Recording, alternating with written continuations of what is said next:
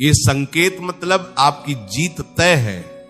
आज ये सच जान लो कि जब कायनात तुम्हारे लिए दरवाजे खोलने वाली होती है तो वो शोर नहीं मचाती, बल्कि तुम्हारे जीवन में कुछ ऐसे सूक्ष्म बदलाव लाती है जिन्हें केवल एक जागा हुआ मन ही समझ सकता है। कितना दर्द होता है ना, जब आप सालों से एक ही अंधेरी सुरंग में चल रहे होते हैं और आपको कहीं भी रोशनी की एक किरण नजर नहीं आती। आपने अपनी रातों की नींदें कुर्बान कर दी, आपने अपनों के ताने सहे, आपने भूख प्यास और अपनी छोटी छोटी खुशियों का गला घोंट दिया सिर्फ इसलिए कि एक दिन आप सफल होंगे। लेकिन बदले में क्या मिला? सिर्फ असफलता, सिर्फ तिरस्कार और लोगों का ये कहना कि तुमसे नहीं हो पाएगा। वो सीने में उठने वाला दर्द, वो हर सुबह का भारीपन, जब आपको बिस्तर से उठने का मन नहीं करता क्योंकि आपको लगता है कि आज भी वही हार देखनी पड़ेगी। ये स्थिति इंसान को अंदर से मार देती है। आप भगवान के सामने खड़े होकर रोते हैं कि प्रभु, क्या मेरी मेहनत का कोई मोल नहीं है? क्या मैं कभी जीत पाऊंगा? पर सच तो यह है कि जीत की गूंज सुनाई देने से पहले ब्रह्मांड में उसकी तैयारी शुरू हो जाती है। जब एक बीज जमीन फाचकर बाहर निकलने वाला होता है तो उस पर दबाव सबसे ज्यादा होता है। आपकी आज की तकलीफ ये बता रही है कि आपकी सफलता का जन्म होने वाला है। श्री कृष्ण भगवद गीता में कहते हैं कि न ही कल्याण कृत कश्चित दुर्गतिम तात गच्छति, यानी कल्याण के मार्ग पर चलने वाले का कभी बुरा नहीं होता। अगर आपकी नीयत साफ है और आपका संघर्ष सच्चा है तो आपकी जीत का समय पहले से ही तय किया जा चुका है।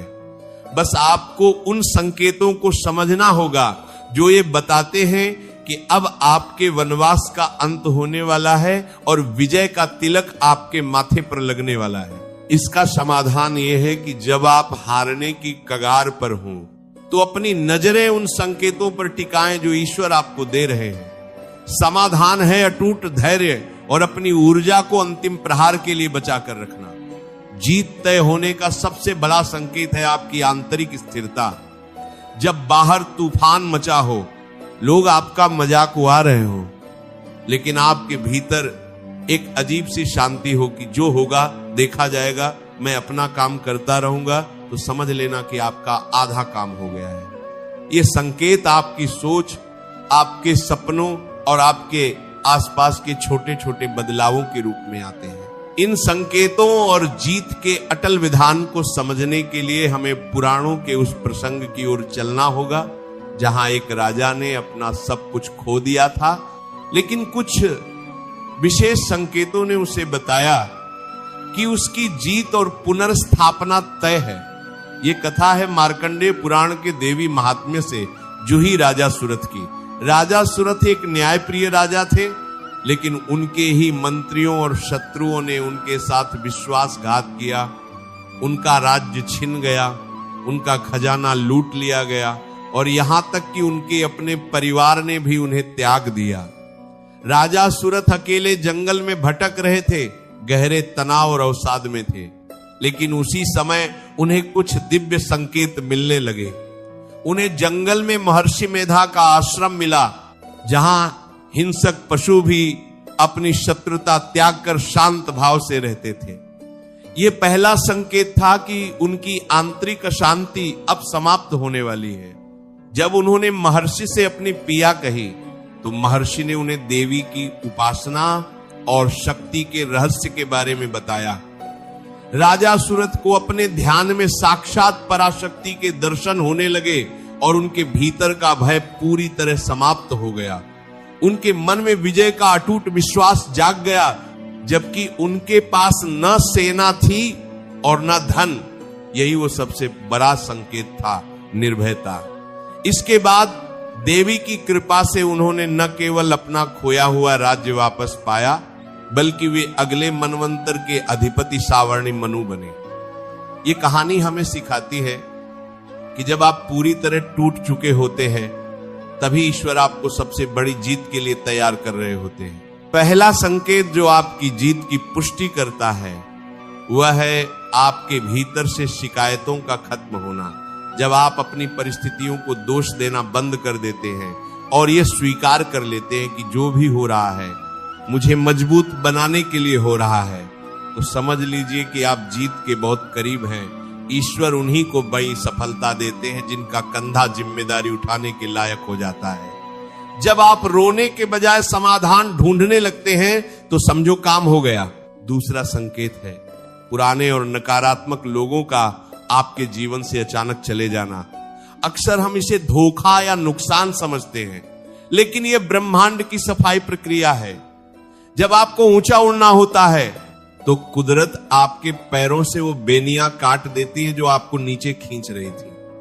अगर आप अकेले पड़ गए हैं तो दुखी मत होए, ये संकेत है कि अब आपकी उड़ान शुरू होने वाली है और आपके साथ अब केवल वही रहेंगे जो आपकी सफलता के हकदार हैं। तीसरा संकेत है अचानक से बनी हुई सहन शक्ति। अगर आज आप उन बातों पर नहीं चिढ़ते जिन पर आप पहले आग बबूला हो जाते थे, अगर आप लोगों के अपमान को मुस्कुराहट के साथ पी जाते हैं, तो समझ लेना कि आप एक लीडर बन चुके हैं। सफलता केवल पद या पैसे से नहीं आती, वह उस मानसिक गहराई से आती है जो किसी भी परिस्थिति में विचलित न हो। श्री कृष्ण ने भी शिशुपाल की 100 गालियां सुनी थी क्योंकि वे अपनी जीत और अपनी शक्ति को जानते थे। चौथा संकेत है प्रकृति और स्वप्न के माध्यम से मिलने वाले संदेश।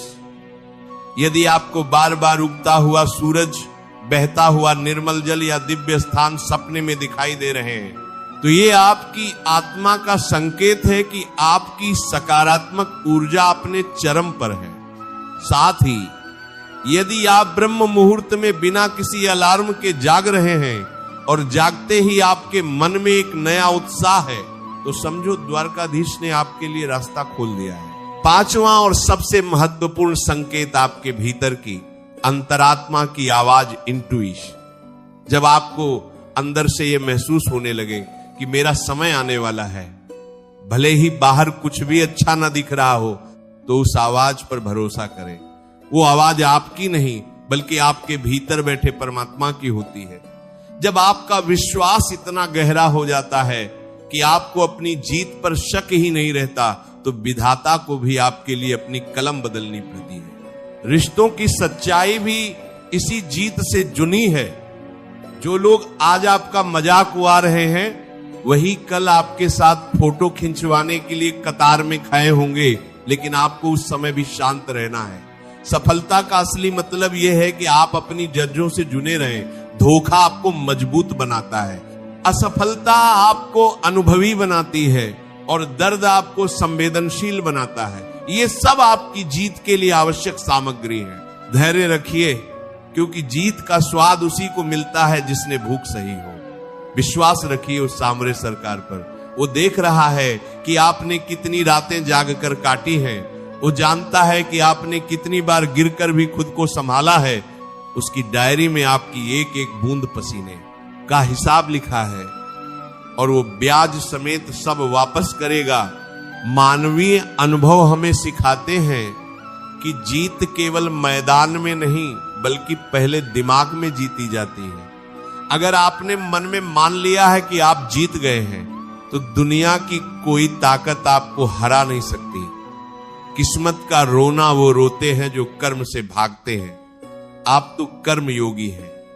आपका हर एक कदम आपको उस मंजिल की तरफ ले जा रहा है जहां आपका नाम इतिहास के पन्नों में दर्ज होगा। प्यार और करुणा को अपना हथियार बनाइए। जब आप दूसरों की भलाई सोचते हैं, तो ईश्वर आपकी भलाई की जिम्मेदारी ले लेता है। अपनी जीत को केवल खुद तक सीमित न रखें, उसे दूसरों के जीवन में रोशनी लाने का जरिया बनाएं। सफलता तभी सार्थक है जब वह किसी के चेहरे पर मुस्कान ला सके। मेरे प्यारे योद्धाओं, अपनी कमर कस लीजिए।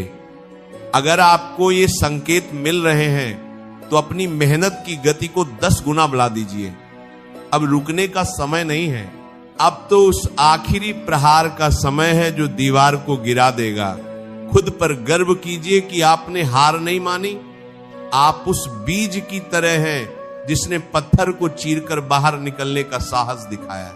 आज से, अभी से अपने चेहरे पर एक विजेता की मुस्कान लाइए।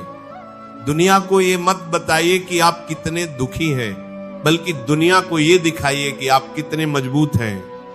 आपकी खामोशी आपका शोर मचाएगी। श्री कृष्ण की गूंज आपके कानों में होनी चाहिए। उत्तिष्ठ कौन्तेय, उठो और अपना अधिकार प्राप्त करो।